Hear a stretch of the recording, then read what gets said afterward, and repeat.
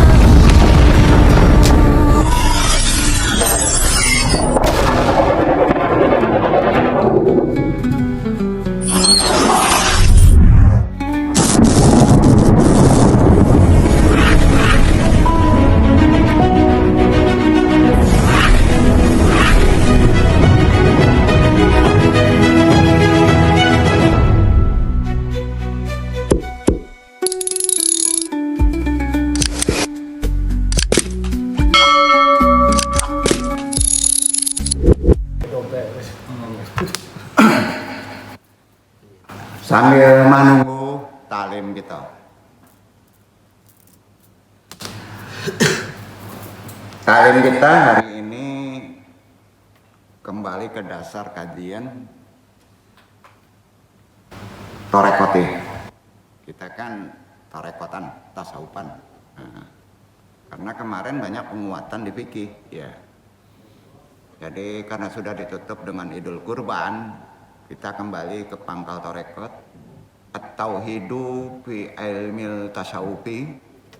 Tauhid menurut ilmu tasawuf. Tentunya bukan teori, ada torekotnya, ada jalan prakteknya, ya.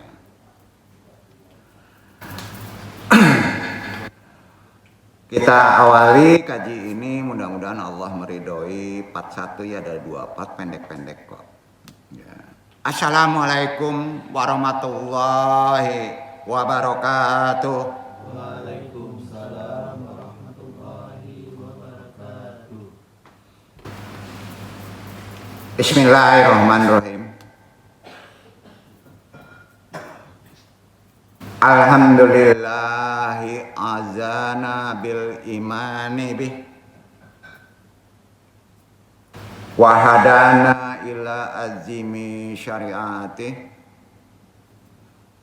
wa as'adana bitibai afdali rasulillah.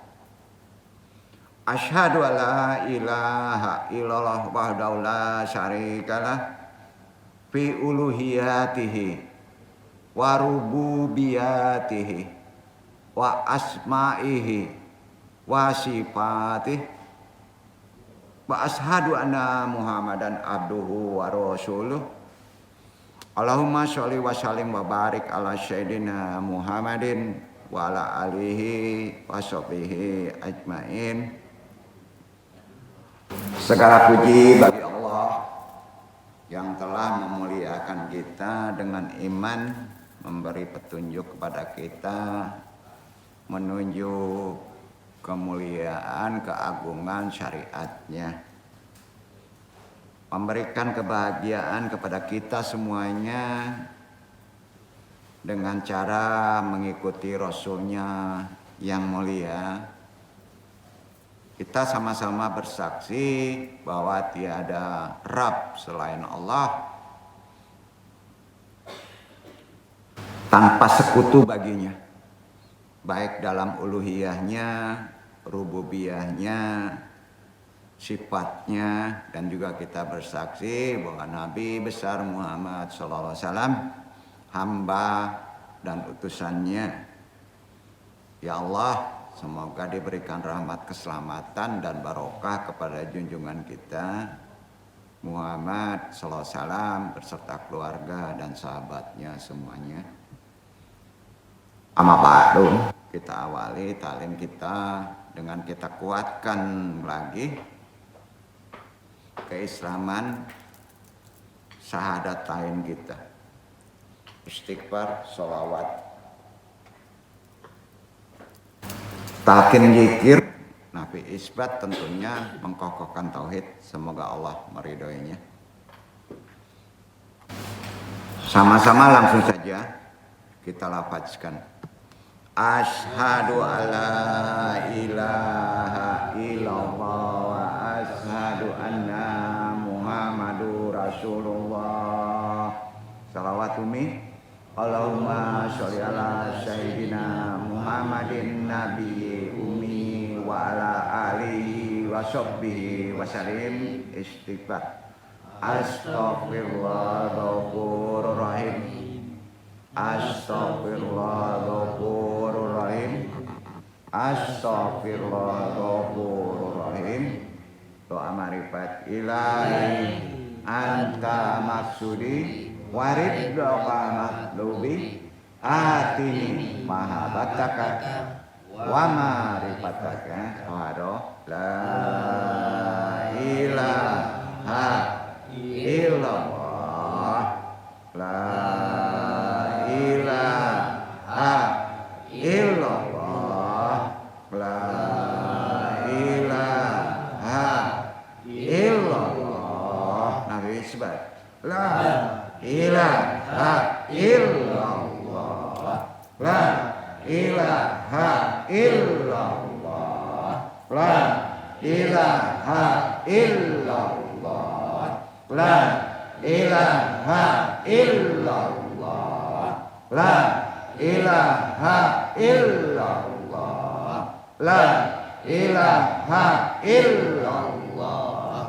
la ilaha la ilaha illallah Muhammadur Rasulullah.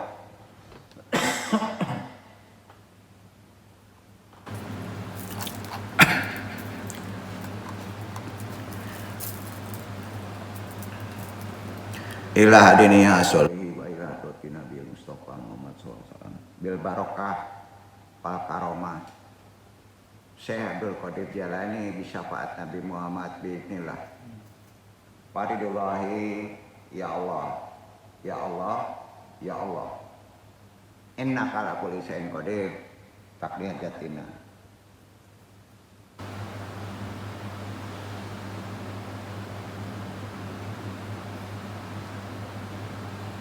Fakusanil arwih Nabi Yunaka Nur Muhammad Khalifatul Radin Juriyatihi Muslimin, Mu'minin, wa Muslimin. Al-Fatihah. A'udzubillahi minasyaitonirrajim. Bismillahirrahmanirrahim. Alhamdulillahirabbil alamin. Arrahmanirrahim. Maliki yaumiddin. Iyyaka na'budu wa iyyaka nasta'in. Ihdinas siratal mustaqim. Siratal ladzina an'amta 'alaihim ghairil maghdubi 'alaihim waladdallin. Rabbi syrah sadri wa yassir amri wahlul 'uqdatam min lisani yafqahu qawli. Alhamdulillah wassalatu wassalam ala Rasulillah wa ala alihi wa sahbihi wa man wala. La haula wala quwata illa billahil aliyyil azim.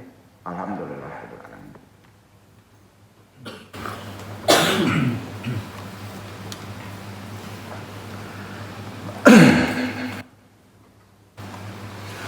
Langsung saja ke tajuk risalah. Amma ba'du, sama-sama kita ketahui tauhid itu fondasi inti ajaran Islam ya. Tahu kita semuanya ya. Itu tauhid. Kalau ditanya mengajarkan apa ilmu tauhid itu? Inti ajaran Islam tauhid berarti dasar. Ya. Krusial berarti ya kalau dasar ya, fondasi. Mengajarkan apa? Mudahnya dulu. Mengajarkan bagaimana berketuhanan secara benar. Itu poinnya. Yang kita sembah. Juga bisa menuntun manusia untuk berkemanusiaan. Itu tambahannya. Gimana kita memanusiawikan manusia. Itu tauhid. Ya. Dengan benar. Gimana sih? Ya. Khususnya harus dipraktekkan ilmu tauhid ini dalam kehidupan sehari-hari. Bukan itikad. Bukan kesaksian. Prakteknya gimana? Ya. Di tarekat itu kan diamalinnya gimana? Ilmu tauhid itu. Kalau itikad hanya bersaksi Tuhan satu kan banyak yang kelabakan. Ya. Padahal itu sultan loh. Kalau kuat itu itikad tauhid kita mengamalkannya, maka kita nggak bingung, nggak punya duit. Nggak bingung, karena kita nggak menuhankan duit. Nah. Dengan begitu ilmu tauhid krusial di zaman sekarang. Pegangan pokok, membimbing, mengarahkan kita sebagai manusia ilmu ini untuk bertindak benar dalam hidup. Bertindak benar dalam hidup. Itu tauhid. Baik dengan hubungan dengan Allah, hablum minallah, maupun sesama manusia. Tauhid itu enggak ke Allah aja. Ya. Makanya disebut hablum minallah wa hablum minan nas. Ya. Itu tauhid, enggak bisa dilepas. Ditambah satu lagi, juga alam semesta, hubungan kita dengan alam semesta. Belum disebut bertauhid kalau antum main habisin aja seluruh alam semesta. Tambang emas, nggak tahu hak. Bertauhid antum tuh enggak. Maka tantangannya berat. Mudaratnya berat. Bukan nggak boleh menambang emas, tapi berani nggak bayarnya. Ya kan? Ini kan 50% tuh. Ya. Karenanya bertauhid yang benar akan mengantarkan manusia pada kehidupan, kesejahteraan, kebaikan, keuntungan. Maka berislam itu pondasinya adalah kekuatannya ilmu tauhid tadi. Setuju nggak nih? Ya. Lah iyalah. Pengetahuan awal mengenai tauhid adalah ini baru awal pengetahuan. Mengesahkan Allah.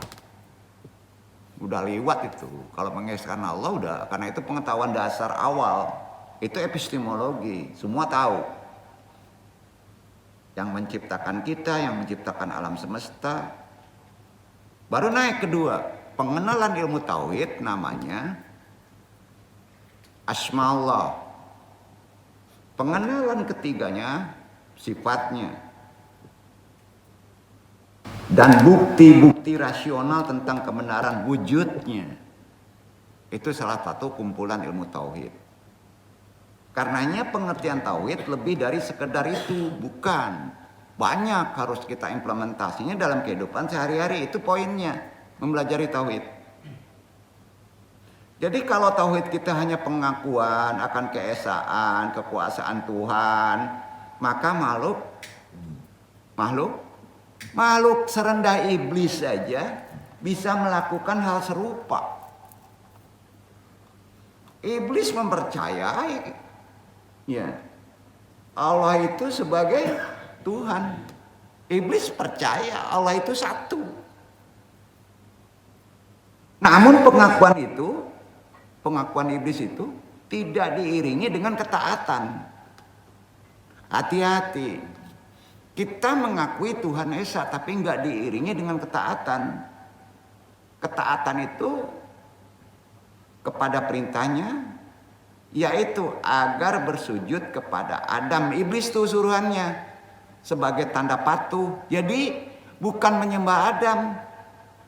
Patuh nggak nih iblis ini, disuruh gua. Itu intinya. Manusia nggak boleh disembah. Kalau Allah menyuruh, ya Allah menyuruh nih ya, sembah bapakmu. Wajib mengikuti, karena Allah yang nyuruh. Gitu. Ya. Agar sujud kepada Adam, itu sujudnya tanda patuh dan penyerahan diri kepada Allah. Patuh, orang nyuruh ikuti, berarti dia bertauhid. Iblis kan malah melakukan sebaliknya. Dia percaya ke Allah, tetapi justru memohon apa? Gawatnya iblis tuh, minta izin. Di samping nggak patuh sama Allah karena nggak mau nyembah ke Adam, minta izin apa? Berbuat jolim kepada, menjerumuskan manusia sampai kiamat. Tuh. Betul nggak? Jadi double tuh si iblis tuh. Ya, itu tauhid. Kan aneh tuh. Aneh nggak? Aneh. Antum bertauhid, tapi nggak diiringi dengan ketaatan perintah, jauhi larangannya. Bertauhid tuh, sama menggempur pondasi itu. Sama. Pondasi di bawah ya, tumpuk aja bata. Pondasi, syariat, semua ibadah naikin ke atas sama bata. Ya, bata tuh. Itikot akidahnya ditarik, semuanya ambruk. Logika kan? Gampang ditibarnya tuh. Ya. Jadi aneh. Umpama ini, antum ingin dapat jodoh, soleha. Ini nggak nyindir nih, kan ini nggak paling gampang jodoh ya. Pengen dapat kerja, itu aja deh. Nah, nanti ada yang ngambek pula lagi. Enggak ya. Nah, pengen dapat jodoh soleha, pengen dapat kerja yang baik, ya. Atau soleha itu kan perempuan ya, laki-laki berarti kita. Atau yang soleh, kalau perempuan nggak ada akhwat di sini. Tapi diri antum sendiri nggak soleh. Gimana? Ayo. Tuhan kasih nggak? Antum udah dikontrak sama Allah. Ya. Kalau kontrak di takdir tercatat tuh jodoh antum itu. Ya. Tapi antum ibadahnya berdasarkan kontrak aja. Ya. Kontrak aja. Maka gaji antum yang tercatat di kontrak. Ya, benar kan? Monoton. Kalau antum dikontrak seseorang kerja, iktibar dulu ya. Ini supaya memahami konsep tauhid. Kalau antum semuanya, misalnya sholat, antum mintanya pahala. Ada orang pertama sholatnya minta pahala. Semuanya rata-rata gitu. Sholat itu pengen dapat pengen dapat itu pahala. Permohonan. Ya, jadi mereka takut sholat karena takut nggak selesai permintaan. Itu pengen sholatnya dapat pahala. Ya. Ibarat kontrak, antum kerjanya yang tercatat di kontrak. Itu aja, nggak ada bonus. Tapi kalau antum kerja itu yang tercatat di kontrak itu kadangkala pas antum kerja ada yang tidak tercatat di kontrak harus dikerjain. Ya, antum mau kerja nggak? Jarang mau kan? Duha, ya, apa zikir, taklim. Itu nggak tercatat di kontrak karena sunnah, ya kan? Ya. Terus Kalau yang punya perusahaan itu berkata, ya antum mengerjakan dengan hobi, ya misalnya zikir jadi hobi gue zikir, maka yang punya perusahaan akan senang tuh. Nggak tercatat di kontrak tapi dia dikerjakan, ya berarti menyenangkan yang punya perusahaan, ya. Nah, itu kelompok orang kedua. Yang pertama kelompoknya orang hanya mengejar pahala. Kelompok kedua itu ibadahnya disempurnakan dengan sunnah. Nilai bonusnya ada nggak di yang kedua? Ada ya? Nah, ada sama Allah ya. Yang ketiga ada lagi. Dia bekerja ibadah itu ngambil muka hanya kepada pemilik perusahaan. Ya, kalau zaman kini disebut apa kok? Ambil muka zaman kini apa tuh kalau dia? Buruk negatif kata itu. Nah, apa istilahnya tuh? Ambil muka ke atasan. Ya. Bukan karena hobi, karena ingin ngambil muka sama atasan, apapun yang nggak dicatat di kontrak, asal disuruh atasan dia kerjain. Jadi ambil muka, ya, kepada Allah itu wajib, harus. Ambil muka itu sebaiknya kepada Allah. Kalau kepada makhluk, rusak antum. Derajat mana orang pertama, orang kedua, orang ketiga? Orang ketiga. Kalau kerjaannya hobi, dia kena seneng. Allah juga seneng, tapi cuma dapat bonus. Tapi kalau ambil muka sama Allah, mencintai Allah, walaupun kasih kerja apapun juga 100 suruh sujud dia kerjain tuh. Karena dia ingin menyenangkan si pemilik perusahaan. Maka Allah akan memberikan derajat. Beda, akan memberikan posisi. Ibadah juga begitu, bertauhid juga begitu. Ya. Jadi ambil muka sama Allah. Jadi tujuan sholat, tujuan ibadah, tujuan menyembah kepada Allah, tujuan bertauhid. Loh. Kalau pahala nggak masalah, syariat membolehkan, nggak masalah, ya, nggak masalah. Pasti antum juga dapat takdirnya untuk jodoh, tapi sudah tercatat. Tapi kalau hobi, ada bonus, bisa berubah tuh. Tapi kalau antum sudah diderajati, dimartabatkan sama Allah, apa yang diminta dikabulkan, ya. Apa yang diminta dikabulkan. Jadi tujuan ibadah. Halo? Tujuan kamu sholat.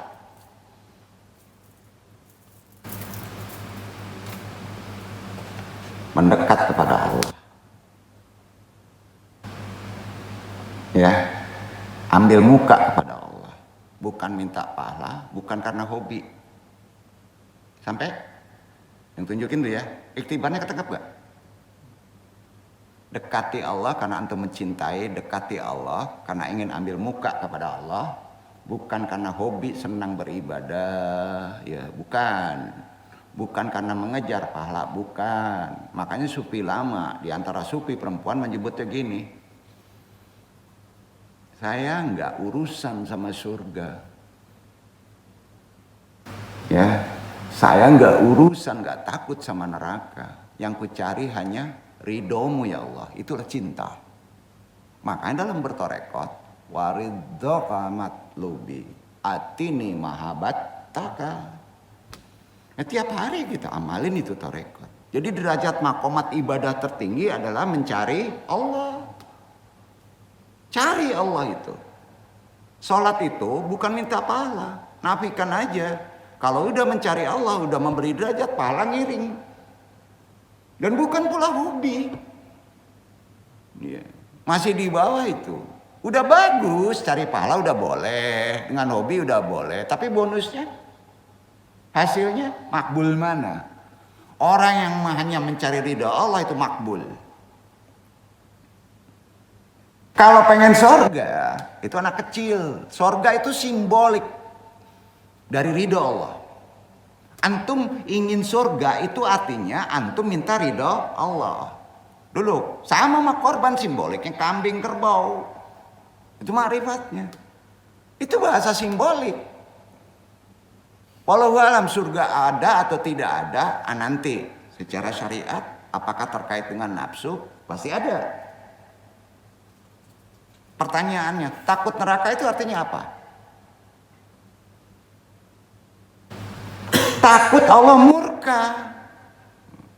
Itu simbol neraka. Bukan panas yang bahaya, murka itu yang paling berbahaya, lebih panas tuh. Bukan senang karena surga, ada kaitan dengan syahwat itu. Tapi ridho Allah itu yang menyenangkan, percaya?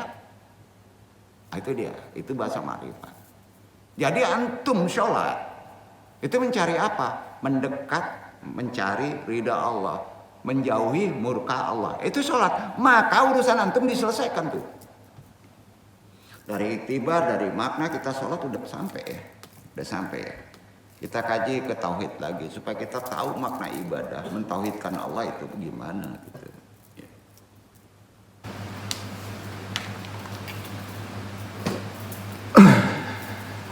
Pengakuan ketauhidan kita mengakui Allah cuma satu. La ilaha illallah. Hanya Allah yang kusembah umpamanya. Tidak diiringi dengan ketaatan.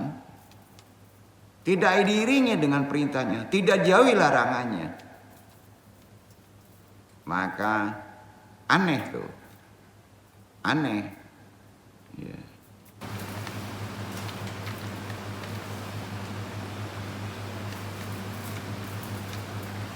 Masyarakat Arab jahiliyah, tempat Rasulullah SAW diutus, juga meyakini bahwa pencipta, pengatur, pemelihara, penguasa alam itu hanya Allah. Tahu. Namun kepercayaan, keyakinan mereka belum menjadi mereka sebagai makhluk berpredikat muslim dan mukmin. Belum. Yaitu makhluk yang berserah diri, beriman secara total hanya kepada Allah. Karena dalam kenyataannya pengakuan itu tidak menjadikan mereka sebagai muwahhid, orang yang bertauhid.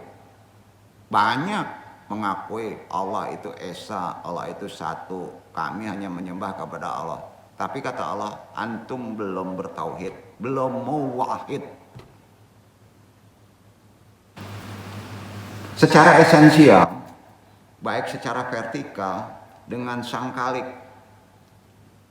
yang menciptakan, maupun secara horizontal dengan sesama makhluk. Karenanya untuk bisa memahami tauhid dengan benar ya, ini gunanya bertolibul ini. Dalam realitas tauhid itu harus dalam realitas untuk manusia itu sosial. Karena sifat tauhidnya persaksian itu individu. Yang kita amalkan sosialnya.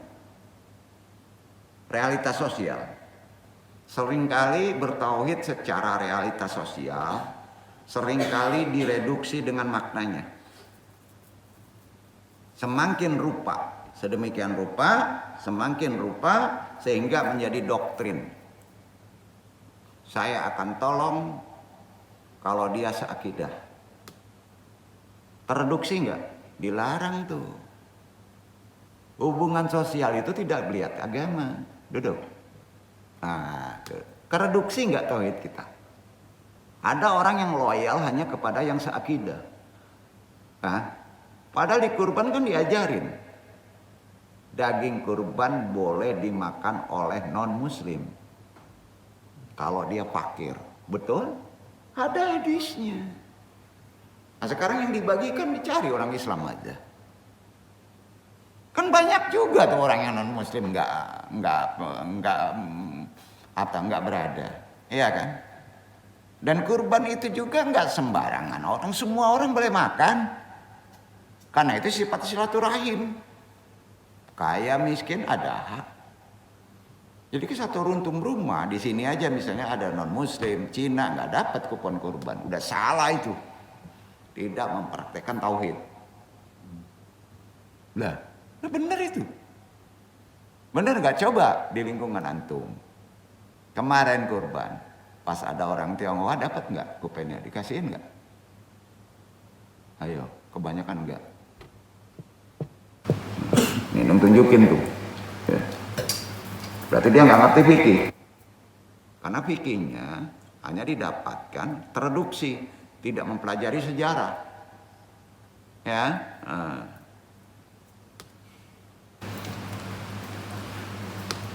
Jelas tidak semudah itu memahami, mempraktekkan tauhid sehari-hari, harus dijelaskan.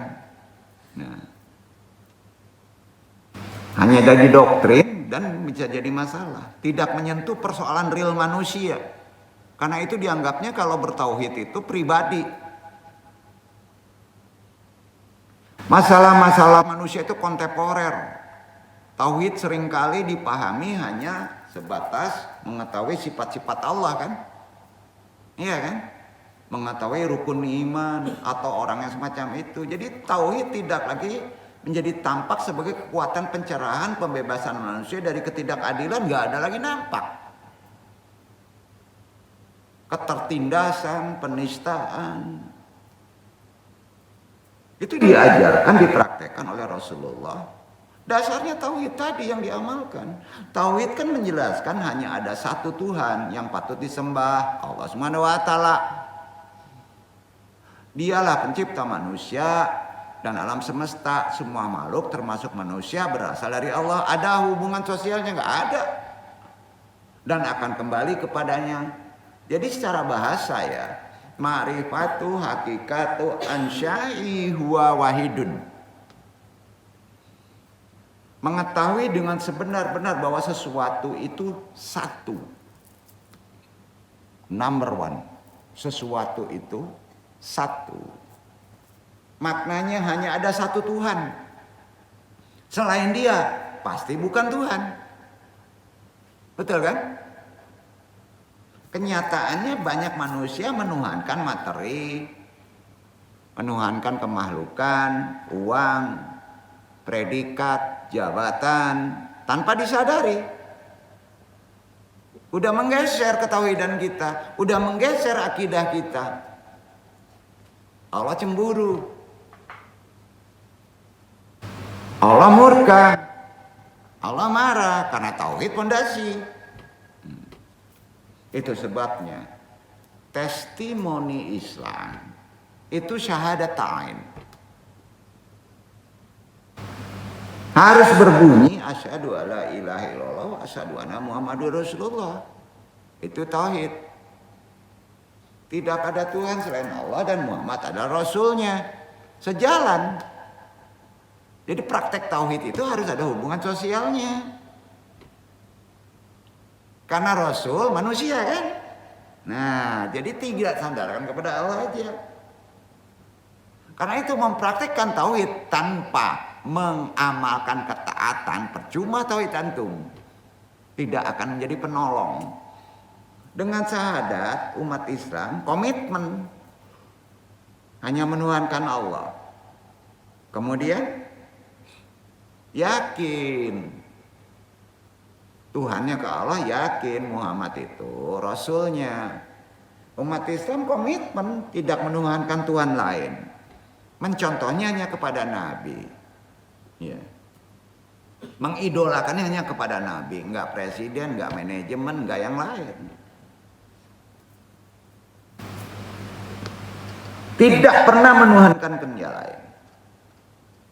Kalau mencontoh, bukan manusia, bukan pemimpin, bukan menuhankan uang, bukan agama. Agama nggak boleh dituhankan, agama ajaran. Ya. Dan seterusnya. Berupa kekuasaan harta, ideologi, kemampuan akal, partai politik, organisasi, suku, dan sebagainya. Jadi tauhid, penghambaan hanya kepada Allah. Penghambaan harus taat. Antum ubudiyah bertauhid hanya kepada Allah tapi nggak taat, bohong. Perintahnya jauhi larangannya. Poinnya kan itu. Ini tahu, tapi dong ingatkan lagi. tentunya harus mengikuti pasrah itu. Naik derajatnya paling tinggi, jangan ke hobi ya. Apa? Cinta. Maka dapat ridho. Jadi kalau kita takut hanya kepada Allah, bukan takut karena neraka. Ya. Itu sebabnya memahami tauhid dengan benar, insya Allah bisa mengantarkan kita kepada prinsip kesetaraan manusia.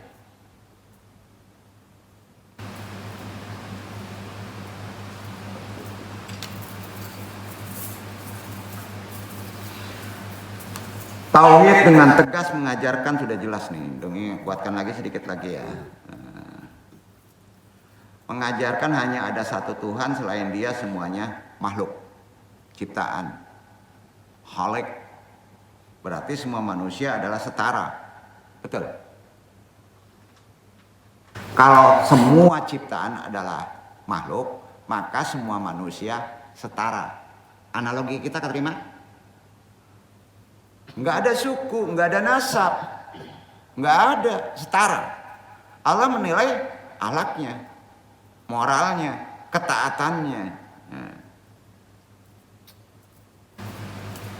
Maka dalam konsep tarekat, untuk menghilangkan jangan sampai merasa paling tinggi derajatnya, maka ada derajat malamatiyah. Menafikan itu semua. Orang yang benar, kalaupun darah mereka nasabnya bagus habaib, itu dimalamatkan, maka naik spiritualnya. Ya, apapun juga, ya, apapun juga menunjukkan nasab sampai viral, maka tumpul karomah antum. Ya, tumpul. Nggak bisa.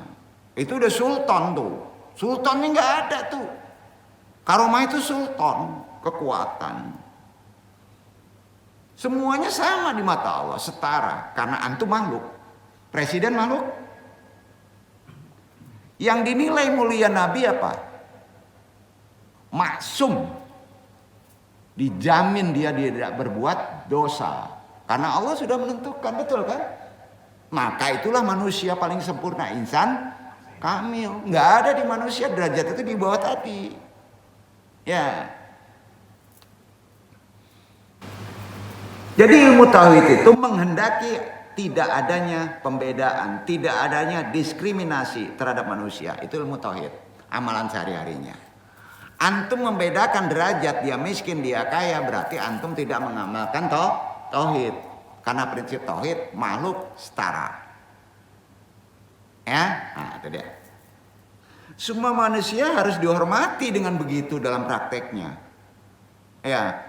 Gimana menghormati orang di bawah kita? Di Islam, di orang Minang, struktur sosio adatnya kan diajarin.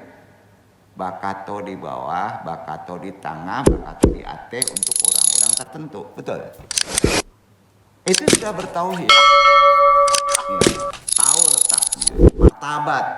Semua manusia harus dihormati. Karena martabat kemanusiaan, dignity. Sampai ya? Nah sekarang agak lebih dalam. Tadi bisa dipahami level tengah saya. Nah, level ke atas mau.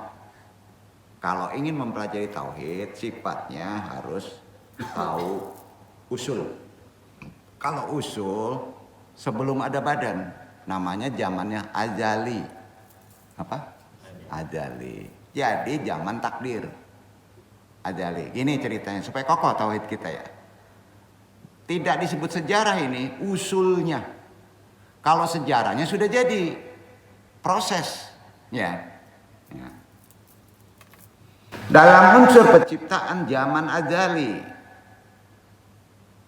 unsur penciptaan zaman azalinya manusia, berarti belum ada badan, ya, belum ada badan. Zaman belum ada badan aja. Masa ajali, ya. Allah menuntut ditauhidkan. Allah menuntut ditauhidkan. Watola dan mina tauhidau yataqallah, ketika Allah menjadikan kita dalam keajaliannya, belum ada badan, artinya manusia itu sudah ada dalam ajali, kita ini udah ada dalam masa ajali. Allah berfirman menuntut ketauhidannya. Al-Insan 76 ayat 1 dibaca Iwan. Itu dia. Di zaman belum ada belum ada yang lain. Namanya zaman ajali, dituntut mentauhidkan.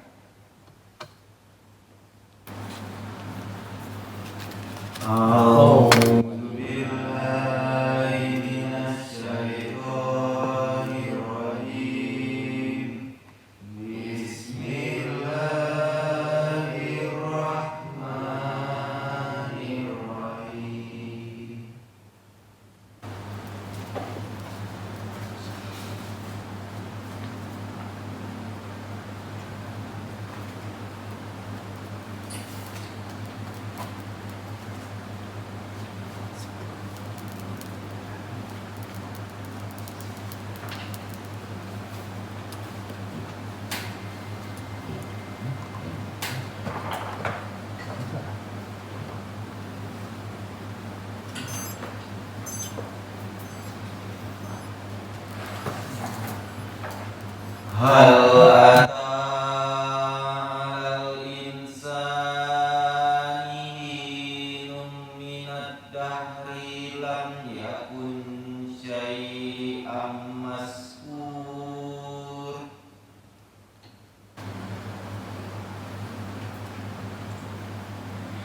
Bukankah telah datang atas manusia satu waktu dari masa, sedang dia ketika itu belum merupakan sesuatu yang dapat disebutkan. Hin minad dahar. Udah ada manusia, tapi nggak bisa disebut, nggak ada kalimatnya, paham ya? Namanya itu yang disebut dasar masa ajali. Ya. Nggak bisa disebut, nggak terjangkau otak, karena fisiknya nggak ada. Bisa disebut nur lah, maka ada konsep yang disebut nur hakikat Muhammad. Itu nggak ada fisik, itu berupa cahaya. Itu sudah mesti bertauhid kita. Berarti bionya kita bukan fisik, ya. Nah, itu dia perbedaannya ya. Ini agak lebih berat karena nantinya ke ontologi nih ilmu nih. Harus kuat ilmu ontologi, tapi sekilas untuk ajari dulu. Zaman ajali itu tidak tercatat, tidak ada di Quran. Sampai bingung antum mencari dalil zaman ajali di Quran, nggak ketemu. Itu ada di konsep tasawuf. Orang yang bertarekat berarti harus mentafsirkan suatu ayat. Ya. Hal attaka 'alal insani hinum minad dar. Minad darahin minad dahar. Maka firman tadi waktunya apa? Hukum masanya parsial. Tahu parsial? Hukumnya parsial, nggak ada siang, nggak ada malam, bingung. Ya, parsial. Kita coba masuk ke masa itu dalam konsep kekinian. Ya. Waktu parsial itu disebut hin. Apa? Hin. Ada nur ya. Ada huwa ya, itu masa, nggak ada besok, nggak ada sekarang, bingung, pikiran tuh bingung, nggak ada jarak, nggak ada fisik, nggak ada benda, bingung nggak? Maka dalam konsep ini Allah menciptakan antum bahasa manusianya dari ketiadaan, sampai dari ketiadaan. Udah pinter tuh, pulang. Itu ontologi dasar ilmunya, Islami. Apa? Ontologi. Jadi kalau sekarang coba sandarin sama kecerdasan spiritual, kecerdasan akliyah. Banyak orang menjidal nanti, mendebat. Manusia diciptakan dari ketiadaan. Bingung nggak? Kalau orangnya itu eksak gimana tuh?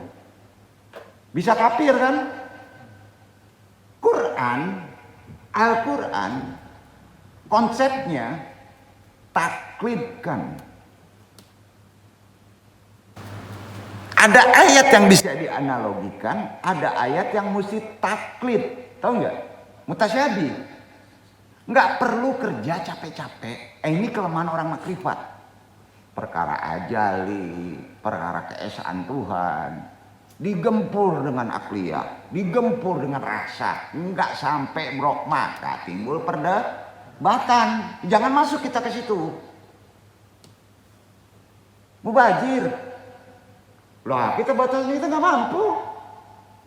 Ajali aja renungkan, zaman ajali, zaman waktunya parsial, nggak ada besok, nggak ada apa-apa. Dari situlah kamu menjadi ada. Anda bingung tuh. Keterima nggak otak kita? Enggak kan? Ya udah, konsep kalau nggak keterima tidak wajib diketahui, tapi wajib dipahami. Pahami aja, taklid saja. Nah, itu spiritual.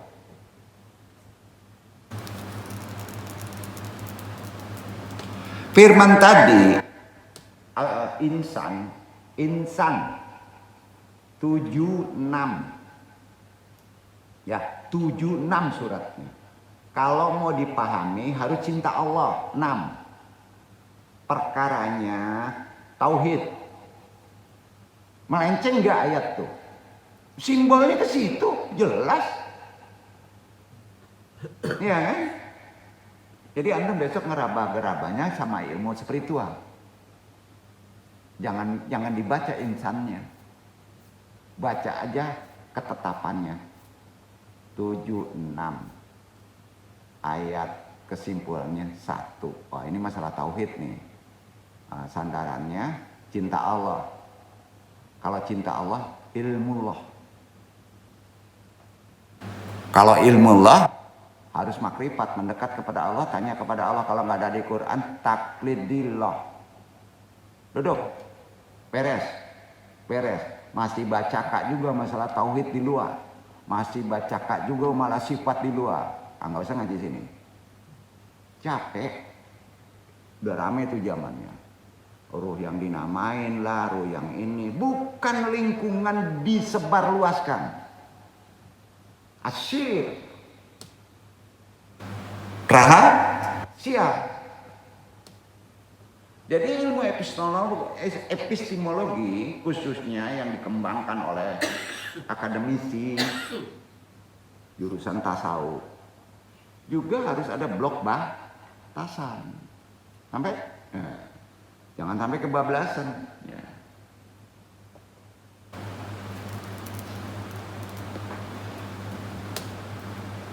Parsial ialah waktu yang sifatnya global. Mujmal dar. Lam yakun, belum ada waktu yang seperti sekarang. Lam yakun. Manusia itu mazhuro, disebut-sebut. Maka dalam Al-Quran sebutan ajali tadi istilah bahasanya ada 2 macam. Istilah bahasanya ada 2 macam, yaitu manfuk, ditiup, diembuskan, maka wujud dia. Manfuk, ya, diembuskan. Bisa dikatakan dia ada tapi tidak bisa dikatakan. Waduh, mabuk nih. Bingung? Ya bingung seorang aja lah. Belum saya bingung. Nah, ya.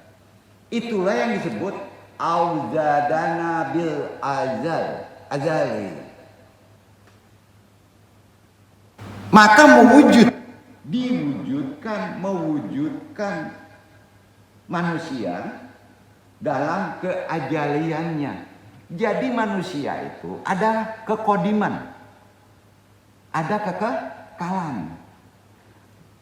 Acendra misalnya, Iwan, Rio, Aul, itu ada kodimnya. Ada kekalnya. Karena manfuk ditiupkan kekekalan itu, kodim itu sama maka antum kekal. Maka dalam konsep tasawuf nggak ada manusia itu yang mati, tapi yang ada ganti baju. Sepakat? Sepakat. Baju yang paling rendah ada saat ini. Bau, bakaringe, busuk. Antum itu pakai jaket tanah. Benar? Hakikatnya antum itu jaketnya, bajunya ajali, kodam, kodim. Kekuatannya kodim. Kodam kekuatan kodim. Kekal. Nanti balik ke sana. Maka antum tidak akan mati di akhirat. Berkekalan. Itu firman. Dalam konsep ini itu dasarnya ilmu ontologi namanya. Ya, ontologi. Karena bisa ontologi. Bukan filsafat tuh. Ke usul larinya. Ya.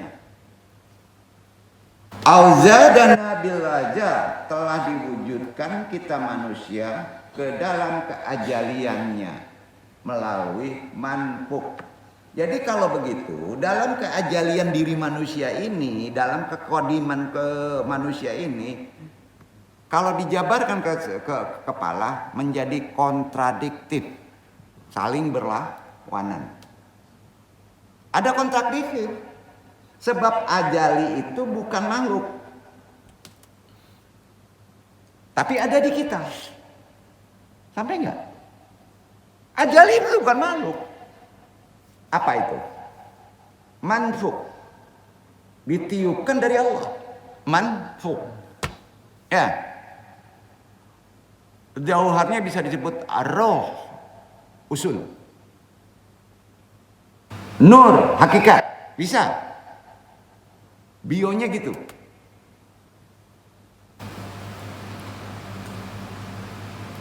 Maka kalau pikiran itu bekerja dalam konsep ini kontradiktif. Sebab ajali itu bukan makhluk. Artinya enggak juga bisa disebut penciptaan. Karena bukan makhluk. Ayo ya, kontradiktif enggak kepala kita? Ajali itu bukan penciptaan. Di sisi lain makhluk manusia itu ada di kita, diciptakan. Kontradiktif nggak? Ada di satu esensi yang namanya insan.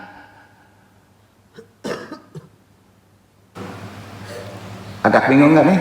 Nggak ya? Mudah-mudahan kalau bingung jelasin aja ya.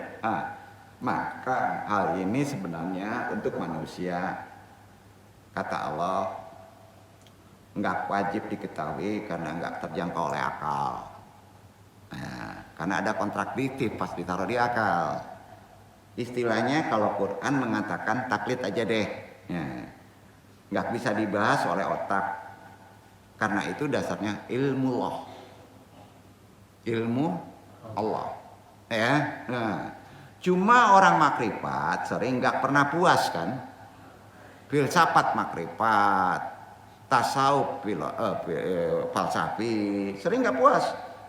Timbullah jidal. Nah, perdebatan. Karenanya zaman sekarang kalau ada orang yang berbeda pendapat, dasar asalnya dari situ. Beda pendapat. Itu prinsip itikad kita apa? Rahmat. Beda pendapat itu kata Allah rahmat. Tidak dilawan. Wa talada mina taudidahu. Dia Allah dengan perbedaan pendapat menuntut kita sebagai makhluk untuk bisa memahami makna tauhid menuntut ditauhidkannya dalam kehidupan ini saja. Poinnya itu. Mamin wahidin minna illa waqadi dahal dalika bikawalihi. Di ajaliyah itulah ketika Allah menuntut alastu birabbikum setelah dibentuk pakaiannya tanah tin Adam. Menuntut kedua, waktu masa ajali dituntut ketauhidan. Pas sudah jadi tanah terbentuk dihidupkan hidup, dituntut lagi alastu birabbikum. Ya. Bibit manusia ini, kesempurnaan manusia menjawab bala. Itu waktunya, masanya bukan ajaliyah lagi. Ya, bingung gak nih? Enggak ya? Itu sebabnya Allah berfirman, dikasih pemahaman sedikit. Al-Araf ayat 172. Baca tuh. Itu pembentukan kedua tuh. Pembentukan pertama, ruh, sifatnya tauhid. Jadi nggak boleh di zaman ruh itu menyebut ruhnya banyak, nggak boleh. Kalau bibit satu atau banyak? Tunggal. Gitu.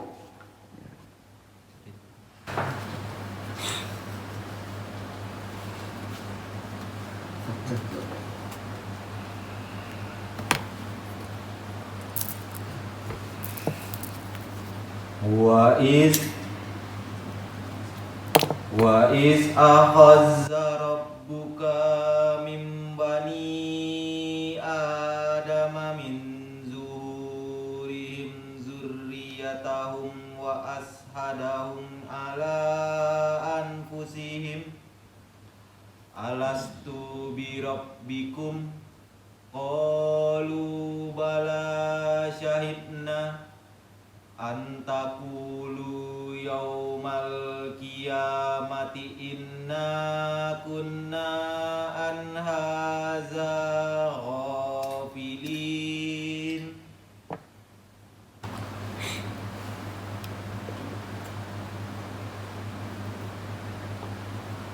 Dan ingatlah ketika Tuhanmu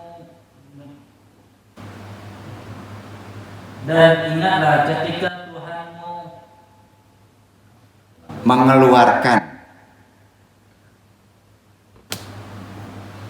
Dan ingatlah ketika Tuhanmu mengeluarkan.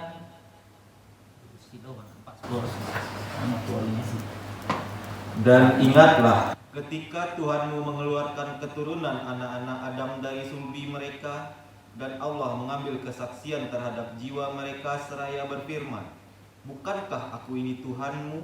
Mereka menjawab, betul, Engkau Tuhan kami, kami menjadi saksi. Kami lakukan yang demikian itu agar di hari kiamat kamu tidak mengatakan, sesungguhnya kami Bani Adam adalah orang-orang yang lengah terhadap ini keesaan Tuhan. Itu di mana tempatnya? Sudah terbentuk materinya. Jagat raya. Yang tadi belum ada jagat raya. Sama ya, gitu aja deh. Karena di sana dijelaskan supaya kamu bersaksi nanti di hari kiamat. Berarti materinya sama. Kiamat itu letaknya jagat raya. Dede ya. Udah ke dalam nih makna ini nih. Tapi perlu dipahami dalam konsep kecerdasan secara spiritual. Ya. Jadi manusia itu sebelum ada materi, sebelum diciptakan jadi manusia, sudah bisa ngejawab. Di alam azali udah ngejawab bahwa Tuhan itu satu. Setelah ada materi diingetin lagi. Bukankah aku ini Tuhanmu? Maknanya aku itu kan satu. Diingetin lagi. Maka kalau kiamat kamu tidak diingetin lagi, tapi kamu sudah berilmu. Sesungguhnya kami lengah terhadap hal ini. Nah, hati-hati. Hati-hati pas kiamatnya kecil, segera namanya innalillahi amru mati. Harus apa? La ilaha illallah. Tuh, ya. Jadi memahami konsep tadi itu bukan dihafal, tapi tahu ilmunya dari usul belum jadi materi, kamu sudah bertauhid. Sudah jadi materi, sudah bertauhid. Mau pindah tempat harus pula pintunya tauhid. Makanya dalam Torekot dijelaskan dengan talqin zikir. Sepakat? Itu gunanya memahami tauhid. Ada faedahnya. Belum diciptakan materinya sudah bisa menjawab. Masa pas sudah jadi berkeliaran, sudah pindah 2 tempat dari rahim ke alam dunia, enggak juga bisa memperhatikan tauhid. Wa amadana. Ketika Allah menciptakan dari ketiadaan, ini harus ada dasar ilmu. Nama ilmunya bukan ontologi, tapi teologis. Nah, kalau diciptakan dari ketiadaan, tidak bisa pakai ilmu syariat. Namanya dasar ilmunya teologis. Wa amadana. Digabungkan 2 tadi, dilimpahkan kepada kita, memberikan kepada kita bi anwariki. Apa itu? Nur keqadiman diberikan, materi fisik diberikan. Amadaman, yang menolong itu nur keqadiman, kekekalan tadi. Itulah dalam konsep sisi lain disebut nur hakikat Muhammad. Jadi kita ada kodimnya. Kita ini kekal. Akbarana annahu auzana lid azazili adyastadawatu dawatu dawatalati sadrorat minna. Disampaikan kepada kita, kabarkan kembali persoalan itu li ajli. Kenapa? Karena ayastifrad lidda'wah allati sadrorat minna, supaya ada kejelasan kembali, ada ucapan seruan kembali, ada dakwah kembali, bersumber dari qaulu bala syahidna. Jadi istighfar, bukan istighfar. Istighfar itu artinya divalidasi kembali ketauhidan kita. Diingatkan yang kedua, setelah ada fisik, apa?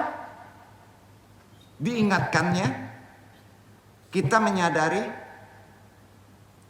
tadi ayatnya yang pertama,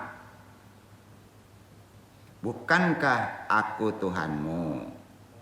Iya kan? Nah, maka antum menjawab, iya kan? Qalu bala syahidna. Di dunia ini diingatkan lagi dengan talqin zikir.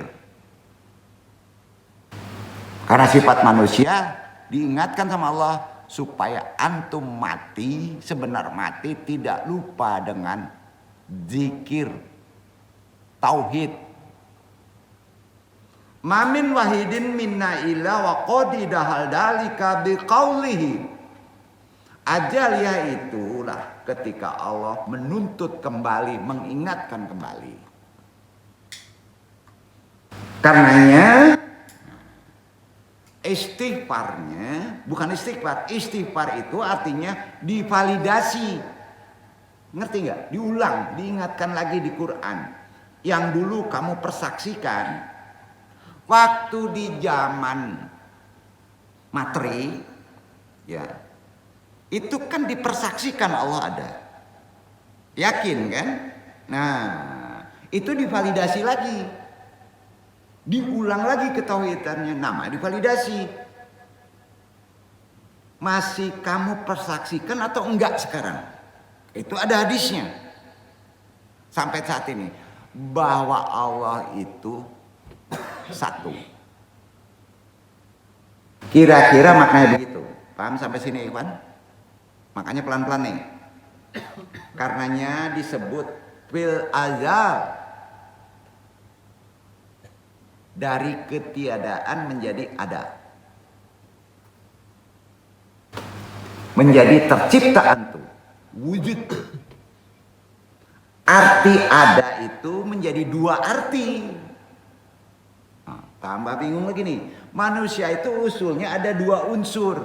Karenanya Al-Ghazali ini mencoba membuat kitab namanya Ar-Risalah. Kalau antum membaca kitab Al-Ghazali Ar-Risalah masalah ketauhidan ini, ya, Al-Ghazali itu nggak pernah sampai menggantung, maka disebut Al-Hira, bingung. Ya, menurut beliau bahwa manusia tercipta adanya mewujudnya dalam dua unsur. Satu, struktur anasir fisik. Dicipta dari struktur anasir fisik. Itu sebenarnya enggak yang ke satu, itu yang kedua. Yang kedua, menurut Ar-Risalah, unsur yang lain yaitu alamur nur, amur. Nur, cahaya. Alam nur, alamur. Betul kan? Itu qadim. Ya. Maka kalau menyebut manusia itu mati, itikot akidah antum salah.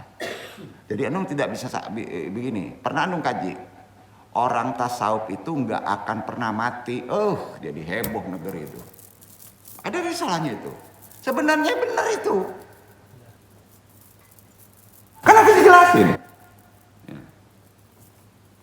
Jadi dengan dua unsur tadi, unsur yang kedua, Al-Ghazali tidak menyebutnya dicipta. Tidak. Karena anfus. Dari Allah. Dariku kata Allah. Enggak dicipta itu kalau dari Allah. Tapi Al-Ghazali juga bingungnya nih. Tidak menyebut kalau itu pencipta. Enggak menyebut. Kamu dicipta dari dua unsur. Dari unsur Allah, dari unsur fisik. Yang dari unsur Allah pas sudah ada di manusia, Al-Ghazali tidak menyebut pencipta. Karena kalau menyebut pencipta, antum al-halad. Aku Allah. Itu kaitannya dengan adab. Berarti Al-Ghazali pintar. Digantunglah itu ilmu. Berdebatlah orang. Di manusia itu ada Allah. Benar. Berarti kamu bisa jadi Allah. Kan kacau itu. Iya kan? Mulia kita ini.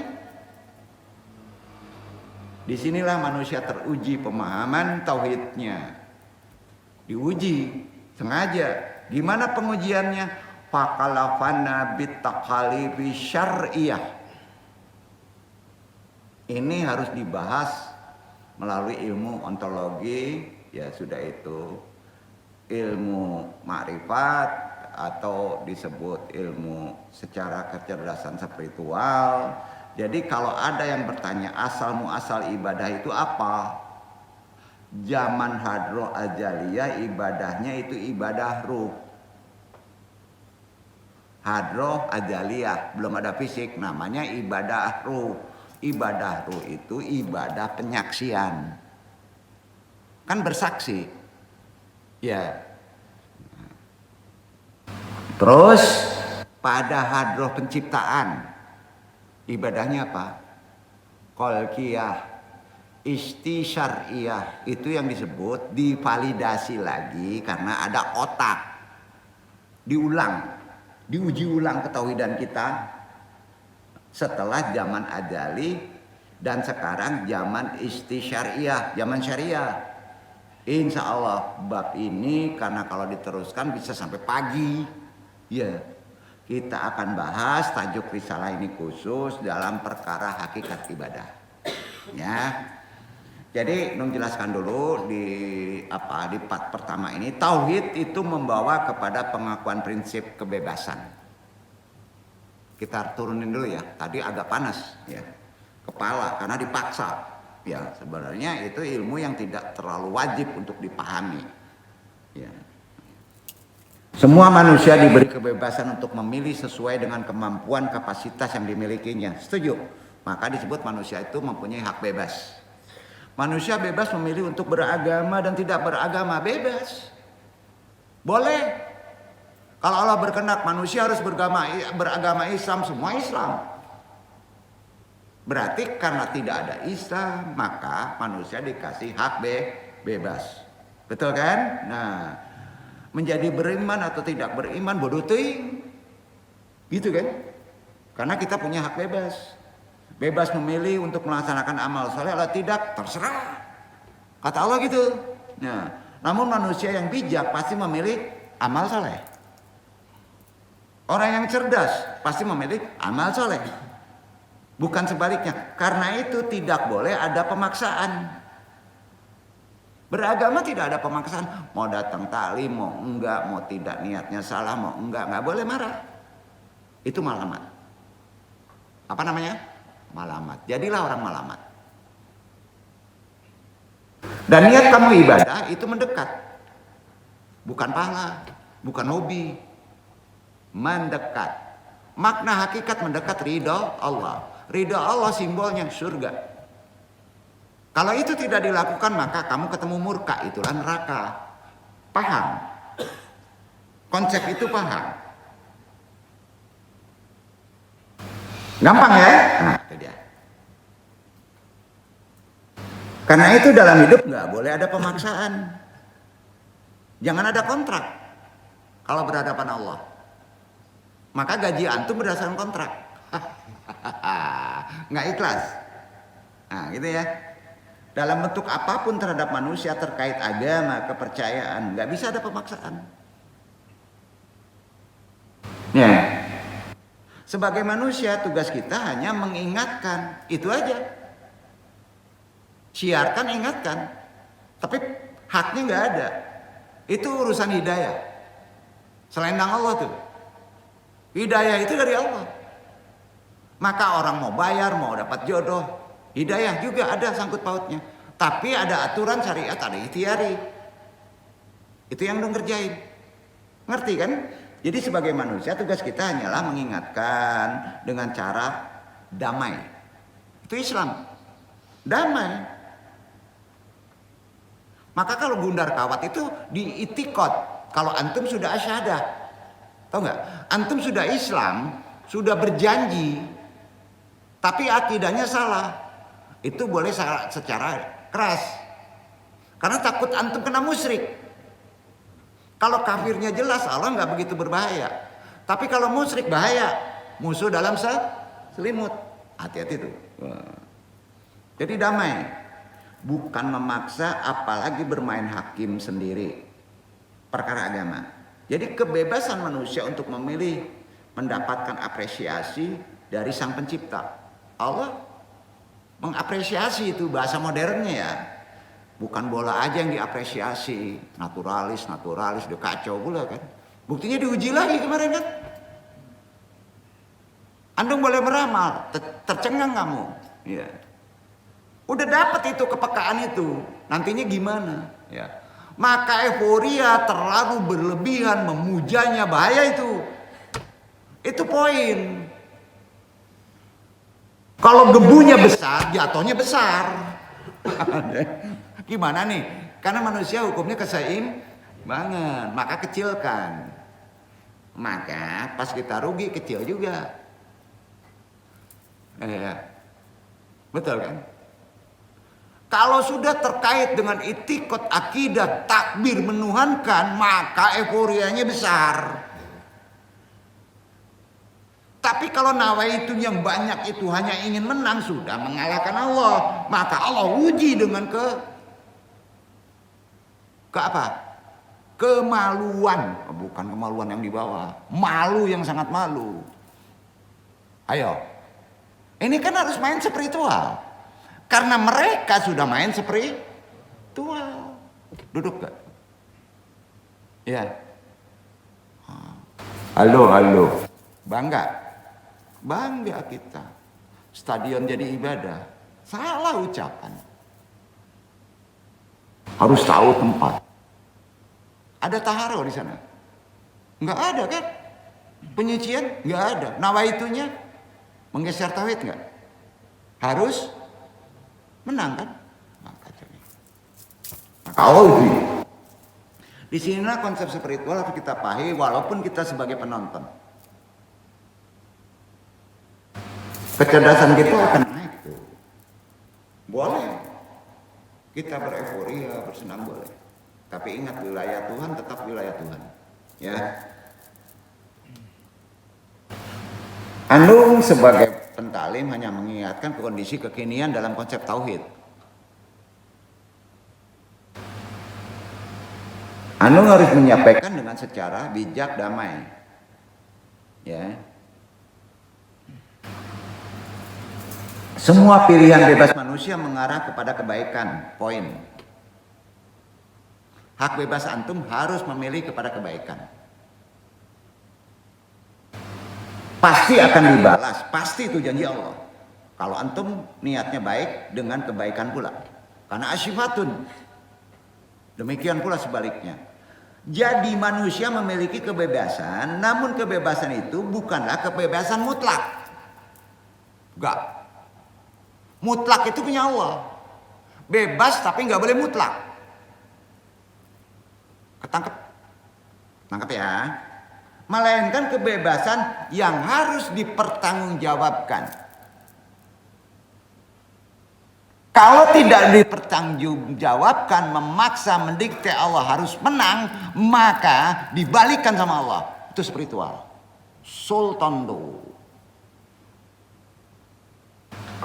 Sanggup ratusan ribu untuk meluruskan niat. Saya tidak ingin menang, terserah Allah. Ada yang ngomong gitu? Nggak ada niat itu. Dibaliknya sama Allah. Itu dia. Jadi kalau antum ingin jadi pawang menang, apa aja main bola pengen jadi pawang, ya. Sanggup nggak menasihati ratusan orang? Jangan berpikir menang itu hak Allah. Sanggup nggak ngomong gitu? Oh nggak bisa, motivasinya harus menang. Nah, udah kacau, Tuhan lah antum dibalik tuh. Gampang jadi pawang itu. Pakai aja ilmu tauhid. Kita punya hak bebas tapi nggak punya hak mutlak. Poin tuh. Ini yang hak mutlak itu sering nggak jujur kan? Oh iya Allah yang menentukan, tapi dalam hatinya besok harus menang bila perlu. Kecoh dia ya. Mainin wasit, bayar ini, udah nggak bisa, nggak akan kalah Allah. Ya. Dong gimana kalau ke depannya kita bicara tauhid dalam konsep kekinian? Yang paling mudah kan ke masyarakat. Euforia bola. Ke depannya gimana? Jawabannya apa? Pengen tahu? Pengen tahu? Allah yang menentukan. Gitu aja. Betul. Analisa, prediksi, hilang tuh.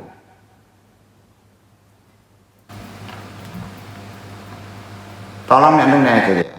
Kebebasan kita sering masuk ke mutlak. Itu bahaya. Di akhirat aja dilarang. Apalagi dunia. Tauhid juga membawa kepada prinsip keadilan. Ya, prinsip keadilan. Pertanyaannya, apa kemarin contoh yang begitu hebatnya, boomingnya? Perkara bola deh kita contohkan mudahnya. Prinsip keadilannya gimana? Bablas tuh. Ada yang terjolimi nggak? Ada. Siapa yang menata pertama? Siapa yang menata kedua? Kalau menatap pertama harus berhasil semuanya Tuhan dia. Kan harus turun dulu. Iya kan? Harus diuji dulu baru naik lagi. Tapi sudah langsung dipecat gimana? Aduh. Di situ manajemen sekarang pemerintahan kita tidak menggunakan kecerdasan spiritual. Yang Andung sampaikan ini maksud paham ya? Konsepnya itu harus kita amalkan keseharian ya. Harus diamalkan keseharian. Kita memang ada hak bebas. Tapi wilayah mutlak itu bukan kita. Gitu aja. Makanya jangan marah kalau Andung menyebutnya Andung kok ini bisa dapat nggak? Dong jawabannya insya Allah. Betul kan? Ya udah tanamkan itu. Ya. Allah ngasih yang terbaik. Betul. Ngasih yang terbaik. Kamu tahu yang terbaik itu? Enggak.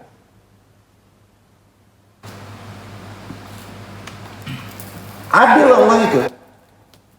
Sebagai hamba kita yakin Rob akan selalu berlaku adil kepada sesama hambanya. Tanpa kecuali. Karena Rob maha adil, kita manusia juga dituntut untuk mengikuti sifat-sifat Tuhan. Boleh. Kita dituntut loh hidup mengikuti sifat-sifat Tuhan. Yang baik, Asmaul Husna. Tapi tidak semuanya. Ada sifat mutlaknya. Al-Qahar. Yang maha keras. Nggak bisa. Nah, sifat Tuhan yang paling sentral adalah adil. Kita dituntut ke adil. Dan keadilan menjadi landasan kerja sehari-hari dalam berbagai aspek kehidupan. Itu ilmu tauhid tinggi. Tanya ilmu tauhid dalam sifat Tuhan itu mana yang mesti dipakai? Yang paling tinggi. Keadilan. Nah, untuk itu sebagai manusia kita patut memperjuangkan keadilan dalam kehidupan sehari-hari untuk semua manusia. Salah satu contoh mudah adil adalah hak. Antum sudah memberi hak kepada Allah atau belum? Kalau antum belum memberi hak kepada Allah, jangan coba-coba antum berhasil pada ikhtiar antum. Makanya di sini hak itu terkait dengan ilmu tauhid. Tauhid itu ada hukum sosialnya. Kalau antum pengenkan sesuatu jangan lupa sedekah dan ada hitungannya. Dan ada arahnya. Maka tanya ahlinya. Di situ pun sudah selesai kita lakukan. Waktu terbaik hanya Allah yang tahu. Karena itu sifatnya nanti mendekati ilmu yang disebut waktu Allah. Benar deh, Allah akan memberi waktu kalau syaratnya sudah tepat kepada waktu yang paling baik. Yang paling sangat krusial untuk dibutuhkan. Kamu harus uang. Sampai. Jangan putus asa. Ya. Khususnya mereka yang berada dalam kondisi marginal, teraniaya. Kita banyak yang teraniaya kok sekarang. Produk tauhid, kesetaraan, melahirkan prinsip kesetaraan. Ya, jadi khususnya kita kuatkan tauhid kita ini, marginal kita, keujian kita akan bisa teratasi. Itu sultan. Manusia yang setara dengan Allah nggak ada dengan makhluk lagi, dan tidak ada anak, tidak ada titisan Tuhan. Pada gilirannya melahirkan pandangan kesetaraan manusia sebagai sesama makhluk Allah. Tidak ada manusia nomor satu, nggak ada. Tidak ada pula manusia nomor dua. Tidak ada manusia yang boleh dipertuhankan dalam arti dijadikan tujuan hidup, nggak ada. Dalam ilmu tasawuf, orang yang bertarekat, makhluk tidak ada tujuan hidup. Tujuan hidup Allah. Dekati. Dan tempat bergantung nggak ada di manusia. Dan tidak perlu ditakuti, nggak ada perlu ditakuti manusia, makhluk. Dan yang paling krusial, nggak boleh disembah. Ya, ilmu tauhid harus itikad kuat. Dan seluruh tindakannya dianggap benar tanpa syarat kepada Allah. Kepada manusia tidak. Raja bukanlah Tuhan bagi rakyat. Bukan. Suami bukanlah Tuhan bagi istri. Bukan. Orang kaya bukanlah Tuhan bagi orang miskin, bukan. Oleh karena mereka bukan Tuhan, maka rakyat tidak boleh mempertuhankan rajanya, pemimpinnya. Sepakat? Nah, bawahan tidak boleh mempertuhankan atasan. Istri tak boleh mempertuhankan suaminya. Begitu juga sebaliknya. Ketakutan dan ketaatan tanpa syarat kepada raja, pemimpin, atasan, takut kita tanpa syarat. Atau suami yang melebihi ketaatan, ketakutan kepada Allah. Itu sudah masuk antum menerima murkanya. Berarti menggeser tauhid. Jadi takut kita kepada kejadian, kalau nggak ada ini, nggak ada itu, kurangi. Karena itu akan menimbulkan meminta kemurkaan Allah. Bahasa simbolnya, kamu akan dapat masalah neraka. Dalam konsep paling rendah. Nah gini, pada tataran sosial ya, kekuatan tauhid pada diri Rasulullah membuatnya berani. Kalau kuat tauhid, berani. Untuk menguatkan tauhid dasarnya taklid, iman, naikkan. Itu dulu sampai kita memahami konsep azaliyah. Ya. Pengen antum berani membela mereka yang direndahkan ada di Rasulullah. Teraniaya, terlemahkan secara struktural, sistematik, mustadaifin. Lengkapnya gitu. Tauhid. Seperti kaum perempuan, budak, anak-anak, kelompok rentan lainnya yang diperlakukan secara jolim oleh para penguasa, pembesar, masyarakat kemarin sudah dikaji, yang menutupi kejolimannya di balik nama Tuhan. Quraisy itu tutupi kejoliman dengan atas nama Tuhan. Ada sekarang.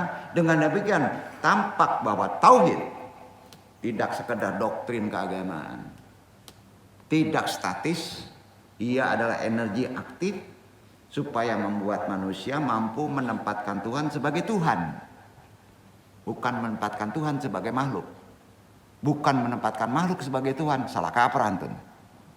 Itu mainnya dirasa. Sering manusia tidak menyadarinya. Disitulah akan melahirkan tatanan masyarakat yang bermoral, santun, manusiawi, bebas dari diskriminasi, ketidakadilan, kejoliman, rasa takut tepat letaknya, penindasan individu atau kelompok yang lebih kuat dan sebagainya akan bisa kita atasi. Itulah yang telah dilakukan oleh Rasulullah Muhammad SAW. Di zaman yang serba kacau ini, secara moral, mari kita kuatkan kembali prioritas kita. Apa? Kekuatan prioritas kita di zaman kacau modern sekarang ini. Bukan ekonomi. Bukan ekonomi yang dikuatkan. Tauhid kita. Demi Allah benar.